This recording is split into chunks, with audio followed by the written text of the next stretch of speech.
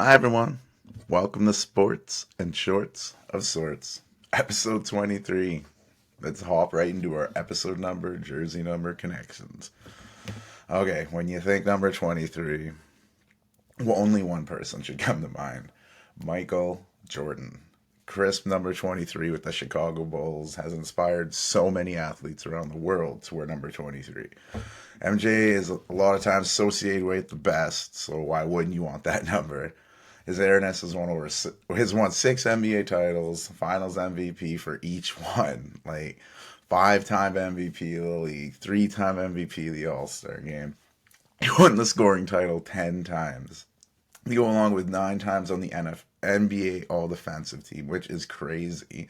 He also won Defensive Player of the Year in 1988 and Rookie of the Year in '85. Like, he did it on both sides of the floor, unlike people you don't see a lot of times. Like Kobe Bryant played a lot like him, obviously, and he matched his game, but no other can really live up to MJ. Like, they had that killer instinct and that competitiveness that is just unmatched. Like, when they released the Last Dance, oh, I remember when it came out. I was pumped. I waited and watched it every morning when the episodes came out. Like, I don't know, he just brings that. The SNL spoof that's like makes fun of the whole coin off the wall thing is amazing. It's $1,000. It's Keegan Michael Key does a phenomenal job as MJ. Like, hero to many as a child, and what he did was just magic on the court. Like, Tim Duncan is still my favorite player of all time, but like, watching MJ and what he did, like, it's hard to say he wasn't the best to play. What he did on the Dream Team in Barcelona with other legends helped make what the NBA is today. Like, I know Magic Johnson and Bird kind of saved the league in the 80s when, they were still on tape delay and shit, but MJ kind of took it to the next level. Global icon. Like, everyone knows the Jumpman logo. His shoes are, they're some of the best in the game. People have killed each other over Jordans. It's like, what are we doing? But, from his time at North Carolina to winning in the NBA with the Bulls to defeating the Monstars in Space Jam, like, he's done it all. He's recently sold his stakes in the Hornets. He's keeping a minority stake, but still massive profits. And he's got his 2311 racing team in NASCAR, so he's still keeping busy, trying to still stay at the top. But MJ. Sometimes I dream that he's me. You remember the Gatorade commercials, like Mike? If I could be like Mike. But yeah, another 23 obviously that deserves mentioning. He's only the NBA's leading scorer, but LeBron James, right? He's been putting this up at a high level. Like, it's like something we've never seen. It's like the Chappelle Show skit with Rick James. He's got this aura. But yeah, some have MJ with his aura as their goats. Other have LeBron James. Like, he had the biggest expectations coming into the league. I mean, Wembenyama's got a lot, but remember, take the time machine back to early 2000s, seeing high schooler on this Slam magazine, and I was in high school like a little later than when he was drafted, but it was around the same time, and it's like, holy crap! Like, he's been in the NBA that whole time. It's mind-boggling. 4 NBA championships, 4 Finals MVPs, 4 regular season MVPs, 19 times All Stars. It's pretty ridiculous. Everyone considers him the pass first guy, but like I said, he leads the league in scoring, like, ever. He's got the most points. So a lot of people don't like his antics, how he kind of seems to be a GM at times, but he's a constant pro. He's not going to get any hate from me. Like, he doesn't get in trouble with the law, nothing. Like, when you look up to a person or a basketball player, like, you should probably look at him. Don't, like, I don't know. We're all witnessed greatness. I remember that was the thing. You're witnessing greatness, and like, straight up, we can say we lived during the LeBron James era. I saw MJ and LeBron play, so pretty lucky. But sticking with the NBA, Draymond Green re-signed with the Warriors. He rocks 23, second round pick. He was never the guy, but he's a pretty good glue player that I don't know if they've got all those rings without him. And he won Defensive Player of the Year in 2017. He's been on 4 NBA All Defensive teams, 4-time All Star. We know he punched Jordan Poole last year, and that's why Poole is in Washington. Things would never really work after those storm clouds formed. Something had to happen to get something to fix that situation. But another 23 on the court, Calvin Murphy, one of the smallest hoopers we've highlighted in the jersey aspect here. Like standing at 5'9", Calvin Murphy is the shortest NBA player inducted into the Hall of Fame. And he was the shortest to play in an NBA All-Star game until Isaiah Thomas tied him in 2016. So that's pretty cool. But going from the court to the rink, number 23, Dustin Brown, right? 2-time Stanley Cup winner with the Los Angeles Kings. His numbers retired there. Pretty baller player. But one that I also thought from like my childhood, Milan Hajduk. Remember with the Colorado Avalanche? You know, he won the Rocket Richard back in 02-03 for most goals. And yeah, he played his whole career with the Avalanche. His number 23 is retired there. And my last hockey mention, probably the best of the bunch, Bob Gainey from the Montreal Canadiens, 5-time Stanley Cup winner, and he won as a GM with the Stars. So 4-time All-Star, 4 Selk trophies along the way. One of the greatest, and of course his number is retired in Montreal.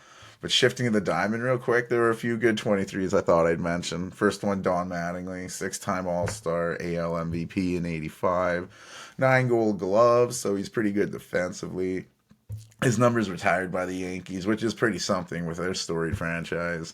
And like he's been a pretty good manager in the MLB too, leading the Dodgers to the NLCS and LDS. Not getting a World Series, but he is on the Blue Jays staff, and I still remember him from the softball episode of The Simpsons where Mr. Burns is like, "Shave those sideburns," and good times. Season 3. It's a very long time ago. But sticking with another baseball legend, especially in Chicago, Ryne Sandberg, or Rhino as they called him. His number is retired by that historic franchise. 10-time All-Star, 9-time Gold Glove winner, 7-time Silver Slug, NL MVP in 84. Like I had heard of him, but I didn't realize how good his numbers were. And baseball is big number-oriented sport, so those things count. It was really cool looking up his numbers there. But I guess you can mention Zach Greinke. He's a pretty good player that rocks the jersey in Kansas City. Fernando Tatis of the Padres, kind of an opposite of Greinke.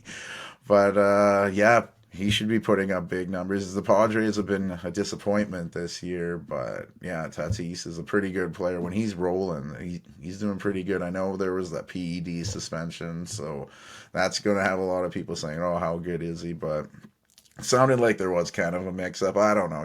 It's hard to predict or read what these people are actually doing, but I don't know. Finishing up the segment, we'll go to the gridiron. Defensive ball hog Trey Vincent. He wore 23 his whole career, mostly with the Eagles, something else. But the last 23 in football, Devin Hester, one of the greatest return men in NFL history. Like, he's got some records to prove it. Just a few I'll mention. Combined special teams return touchdowns, 20.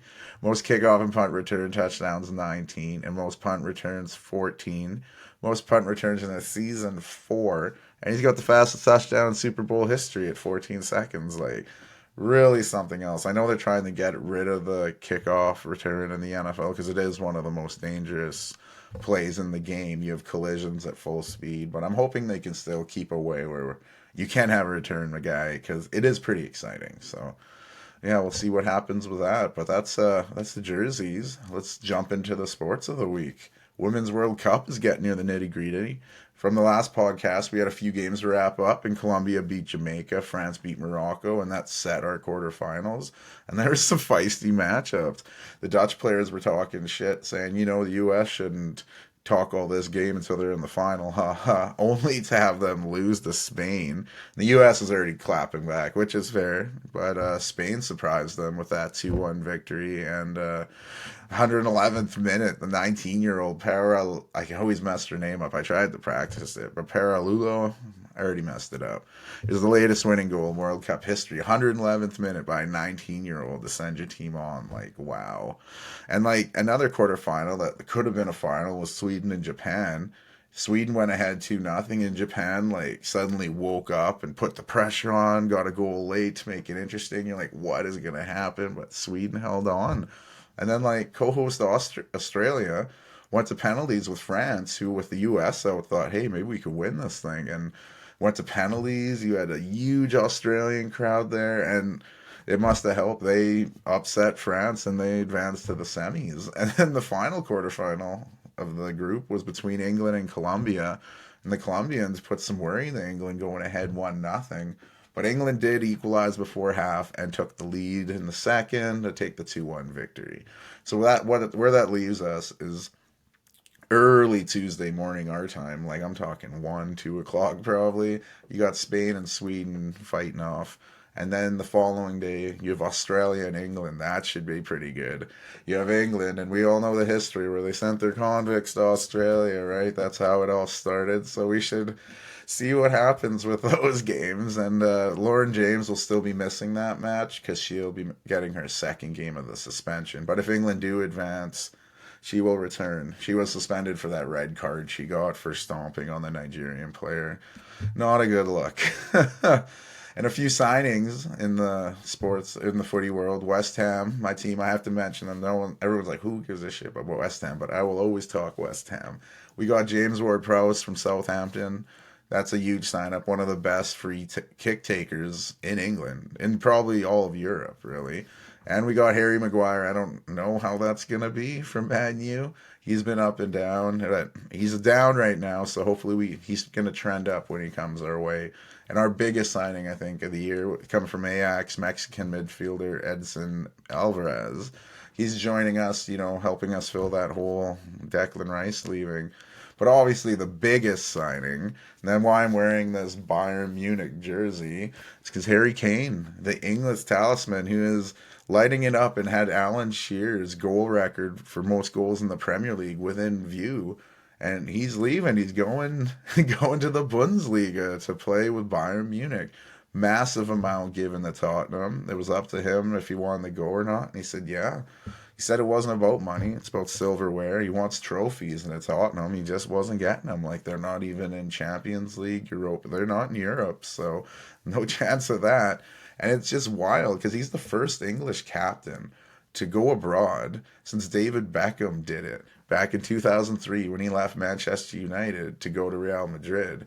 So this is a pretty big shocking move, and there's always talks he might, but people assumed he'd finish this year out, maybe go to Man City, but I don't know. We'll see. Hopefully he still gets a trophy, doesn't jinx them, and Bayern Munich doesn't get anything, but that'd be kind of funny.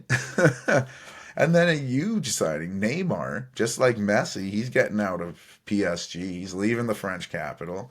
We all know famously Messi came to MLS to play for Inter Miami.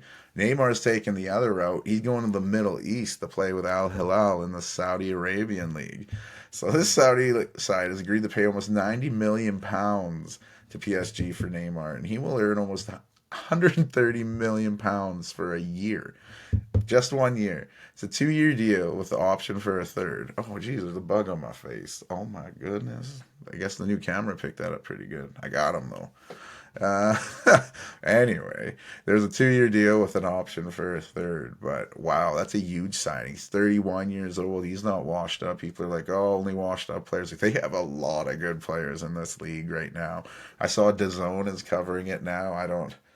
That Saudi money and DAZN money seem to go hand in hand, but yeah, big news for the Saudi League. But speaking of, it's back. English Premier League, it is back. It returned this weekend, and it started off with a bang.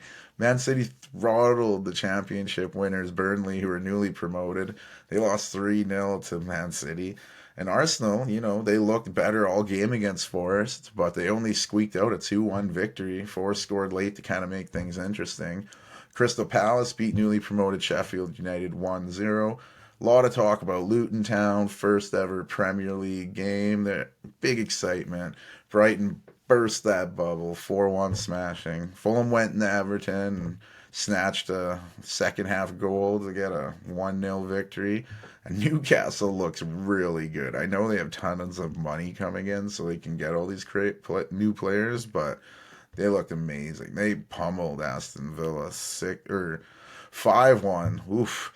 New signing Tonali from AC Milan. He looked great. The defender scored like 6 minutes into the game. He looks like he's gonna fit in fine in the Premier League. And then in a wild matchup between Chelsea and Liverpool, bunch of goals getting disallowed. That one only ended up 1-1. Brentford and Tottenham had a thrilling 2-2 draw. Tottenham showed they could score without Kane. I know it was one game, and they didn't get the win, but we'll see where that goes forward. And damn, West Ham drew with Bournemouth. That was very frustrating. Classic West Ham. We took the lead. We'll sit back on it. And then Bournemouth equalized. So Man U and Wolverhampton play Monday, August 14th. So that'll be the last EPL game of the week. But I'm so happy it's back. The return of footy. And in Spain, the Liga returned as well. English superstar Jude Bellingham, he left Dortmund in the German league to go play with Real Madrid, and they took down Athletic Club 2-0. Last year's champs Barcelona did not look very well. They drew with Getafe 0-0, and the French league returned as well, and PSG had a scoreless draw with Lorient. So, yeah, kind of a few shockers in the footy world there, but Bundesliga and Serie A start up next weekend. Footy is back in full swing. Speaking of full swing, let's go to baseball. And the biggest news, obviously, everyone was talking about it, was Orioles broadcaster Kevin Brown. You know, he hadn't been on TV for a long time, and everybody was wondering why. Why would Baltimore suspend him? And basically, Brown was just doing his job. He was talking about the struggles the Orioles have had in Tampa Bay and how this season they've won more games than they had in the last few years. And there were graphics and everything behind it. But apparently these comments had angered the Angelos family who own the Orioles, and it made them it gave them the impression that they were implying that the owners were cheap. And it's kind of a little frustrating if you're an Orioles fan. Like, they're doing amazing, leading the AL East, talking about doing what they got to do. They're young guys, and now you're just flexing this censorship on them. It's Brown returned to the booth Friday, and like his statement, he said, first statement since that's all happened, it almost sounded like he had a gun in his back, talking about how great the Orioles are, his relationship. So I don't know if he just simply bent the knee or if there was some money sent his way, but I don't know. It seems like they want to keep him. He's a great young voice, and they don't want him to have a similar situation like the John Miller situation where he was the voice of the Orioles until the ownership was displeased with his candid commentary, and they said, you know what, we're not going to renew your contract. So we were looking for someone to bleed more orange and black, which that's kind of wild. Miller just went back to San Francisco. He's been there since. He's been a great voice for the Giants organization. So I think the Orioles are trying to avoid that. But wow, talk about a sticky situation. And there was baseball being played, though. The Blue Jays earlier in the week, they took on the Guardians in a 4-game series, and it looked good. Jays took the first one 3-1. They lost Ryu to injury. Ryu, sorry. Yeah, not Ryu, this has been Street Fighter, but Ryu. Yeah, he took a line drive right off the knee. He made the play to first get the out, but he fell. He was visibly hurt. Did not look good, so hopefully he's not out long term. Like, this guy just got back from big injuries, but yeah, the second game didn't go so well. The Guardians skunked Jays 1-0. Ramon Laureano getting an RBI double in his debut. That was the only scoring. Third game, just a little switcherooski. 1-0 for the Jays when they won 1-0 victory, with George Springer getting a solo bomb in the first inning, and that was it. The finale of that series was a scoring explosion of 4-3, but this time for Cleveland. So it was a bummer. Toronto was hoping to do better than just split the series, but I mean, it's better than a sweep or a loss. But excuse me. And just before the Jays were about to take the Chicago Cubs on in their series, it was announced that Alek Manoah going back to reassignment. This time the AAA Buffalo Bisons. So hopefully this can help resurrect his very disappointing year. the Jays are bringing up Hagen Danner to take his spot, and that kind of kills the Jays' six-man rotation they were doing for a bit. And yeah, as I said, the Jays were taking on the Cubs, and they kind of got to Jose Barrios early. It wasn't very good for the Jays, and the Cubs just never looked back. Javier Assad pitched a gem as well. The Cubs won 6-2. And the second game went down Saturday. This one was a little closer. Jays would start with the lead. Cubs would take it back. Jays battled back. It was all tied going in the ninth. And the Cubs would get the winner in the top of the inning, and that's how it would end. So Cubbies took the first two, and then Sunday, luckily, Jays bats would wake up, and it was much needed. They had to avoid the sweep, and they did. Cubs went ahead first, and like I said, Jays bats woke up, took them to 11-4.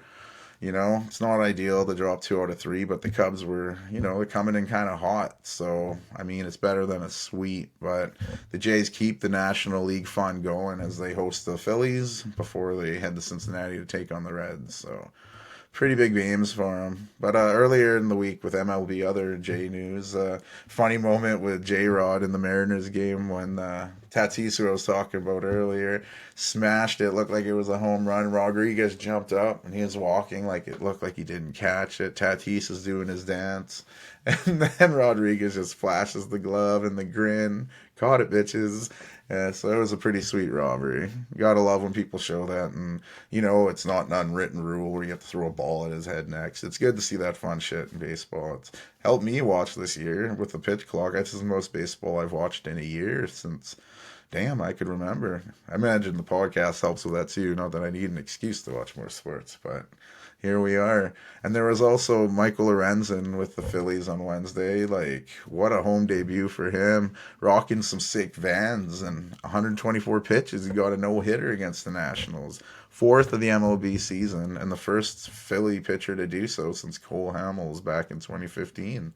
And during the same game, Wes Wilson hit a home run at his first at bat. This guy's been in the minors the past 7 years and was able to smash a home run in front of his dad. His first MLB bat. Just really cool moments. You love seeing shit like that. But I'll kind of wrap it up, the MLB, with some standings talk. And as before mentioned, Orioles, even with all the Kevin Brown bullshit going on, they're leading the AL East. They have a 3-game advantage over the Rays. The Jays are 8 games back, so I don't know if that division's going to be within sight. But yeah, you have the Red Sox just above the Yankees or at the bottom. And then, yeah, all these teams above 500. And then you jump to the AL Central where the Minnesota Twins lead, and they're the only team above 500. Like, god damn. The AL West, you have the Rangers, who are still looking great, but they only have a 2.5-game advantage over the Astros. And the wild cards in the AL are held by the Rays, Astros, and Blue Jays. However, those Jays are only a game and a half ahead of the Mariners, and they've been up and down, but the talent's there. They could make a run. And the Red Sox are only 3 games out. They've been disappointing, but they have talent there. In the National League, the Atlanta Braves are still sitting atop, doing their thing, way ahead in the NL East. In the NL Central, a little closer. You got the Brewers, who are leading, but only 3.5 games ahead of the Cubs and the Reds. So that could still go either way. You got a 3-horse race. You think, like, the Reds have really fallen in the second half of this season, but we'll see. NL West, the Dodgers, they've taken off with that. So in the wild card, you got the Phillies, Giants, and Marlins all holding on to those spots, but that could change in a moment because the Cubs and Reds are only a half game back. Diamondbacks are only 2.5 games back.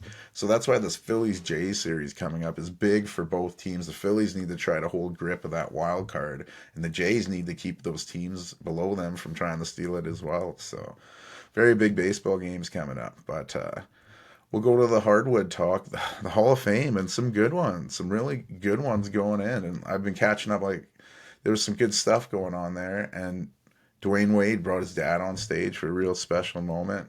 Dirk Nowitzki, he thanked Don Nelson for taking a risk on him, and not a lot of guys were going with, big shooting threes and stuff like that, but yeah, Tony Parker became the first Frenchman to make the Hall of Fame. Some funny moments with the Spurs, mentioning how Duncan never talked to him his rookie year, stuff like that.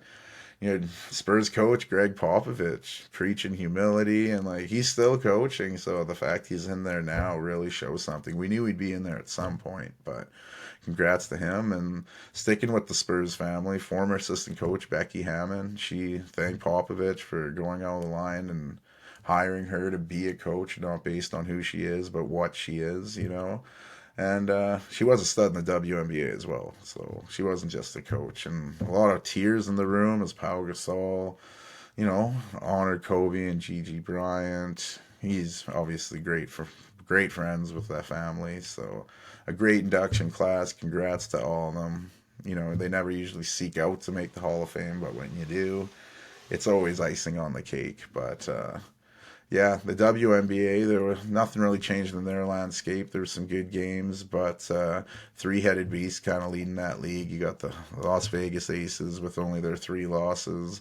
The New York Liberty and Connecticut Sun, those are the only 3 teams that have double-digit losses this season. So still some position jostling going on, but lots of good excitement in the dub. But with the short this week, I didn't have to go deep in the vault. It's been like a really kind of fucky week, if you would. So I was like, boom, got the content right here, right? Life imitates art, right? So, yeah, we'll start with a call to the police. Whoop, whoop. That's the sound of the police. Not something I usually do, but coming home from work, super sketchy vehicle in front of the house. Like, again, in previous podcasts, it kind of comes with the neighborhood, but this one was a little sketchier than others. So kind of keeping eyes on it, changing after work. And this greasy looking dude gets out of the car. There were 2 people, a chick in the driver's seat and Grease Monster in the second. He gets out of the car, starts walking alongside the house. So I'm watching through the other windows. He comes up to this Porsche and just starts spray painting the Porsche. Straight up spray painting the side of the Porsche.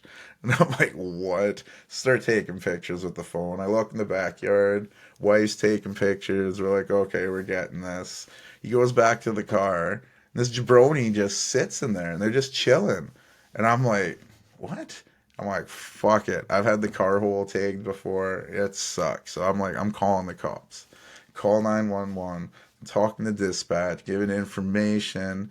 And as I'm talking to her, the guy gets out of the vehicle again. He starts soldering the Porsche with like the spray paint can behind his back. And this time he's tagging the rear end of the vehicle of this Porsche. He's just tagging it. And I'm on the phone with dispatch. I'm like, oh, he's doing it. He's doing it. And just like describing it and like watching the whole thing. And so he gets back to the car and I think they see me on my phone looking at them. And she's like, ah, and does like a 30-point turn like Austin Powers trying to back up in that corridor. And she takes off. So in that time, I'm able to read the license plate to dispatch. They're saying, okay, getting all this. And they're like, you sure? And I'm like, yeah, they're still trying to turn around. I got lots of time to read this 6-numbered plate. And yeah, they said a cop may swing by. Get a call from a cop. He comes by. I don't want to be seen talking to a cop in our neighborhood. Never a good thing. So kind of get him to go to the side gate, talk to him. He gives me like a witness sheet. His card says if you can send those pictures, please do. Sign what you saw and send it into or bring it into the station and whatnot. So it's pretty wild. He's like, do you mind if we let the owner talk to you? And I'm like, yeah, I guess. So then, sure as shit, a few days later, doorbell rings. It's like an older fella at the door. I'm like, who is this guy? Answer it. Start talking. He's like, are you the guy that called the police? I was like, I did. And he's like, well, thank you for that. Because, yeah, this woman has been trying to get back at my friend. They broke up 3 years ago, and she's like obsessed with him. And I'm like, what? And she's like, he's saying it's been trying to get back at him, and like she paid this dude to go spray paint this guy's car because she knows he comes here for dinner once a week. And I don't know what kind of soap opera shit's going down. Maybe this guy was banging this chick on the side. Because I'm like, why is your buddy's ex spray painting your car?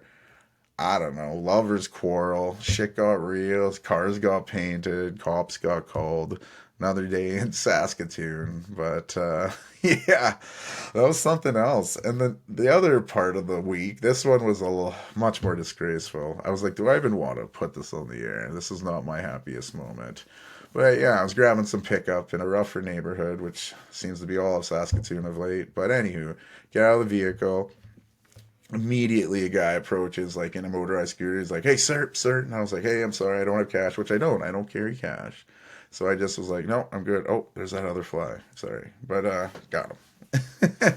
Anywho, yeah, I go back. This guy's like, "Do you have?" Wow, that fly really flustered me there. But yeah, sorry. I get out of the car and he's like, "Sir," and I'm like, "Sorry, don't have any cash." You know, he's on a motorized scooter. I kind of just start speed walking away, and I head into the store. Right, I'm standing there. Guy is paying in front of me. Now, all of a sudden, he leaves and he's holding the door. He's holding the door a long time. I'm like, "Oh no." And all of a sudden, I look and like the scooter's coming in. I'm like, "Ah, fuck." So I don't think he was yelling at me for change. He was yelling at me to come in the store.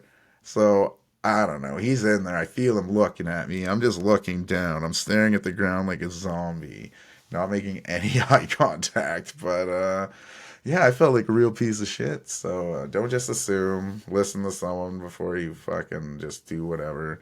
I stubbed my toe really hard later in the week, so karma is real. But maybe next time just listen rather than be a dumbass.